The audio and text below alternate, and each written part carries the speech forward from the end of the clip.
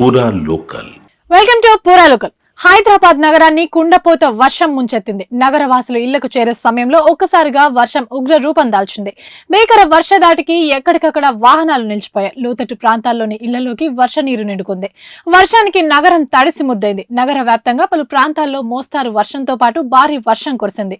ముఖ్యంగా బంజారాహిల్స్, జూబ్లీహిల్స్ లో సుమారు గంట సేపు ఆకుండా వాన కురిసింది. అదేవిధంగా నిజాంజెట్, బాచుపల్లి, ప్రగతి నగర్, సికింద్రాబాద్, బోయిన్పల్లిలో వర్షపాతం అధికంగానే నమోదైందని అధికారులు అంటున్నారు. వర్షానికి నాలాలు ఉప్పొంగి ప్రవహిస్తున్నాయి. గంటల తరబడి కురుస్తున్న వర్షానికి పలు ప్రాంతాల్లో 15 నుంచి 15.5 సెంటీమీటర్ల వర్షపాతం నమోదైనట్లు అధికారులు వెల్లడించారు.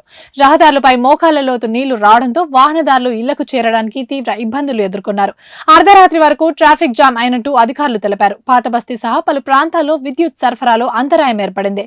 వర్షం కారణంగా ప్రజలు ఇబ్బంది పడకుండా తగు చర్యలు తీసుకోవాలని పోలీస్ అధికారులకు ముఖ్యమంత్రి రేవంత్ రెడ్డి ఆదేశాలు జారీ చేశారు.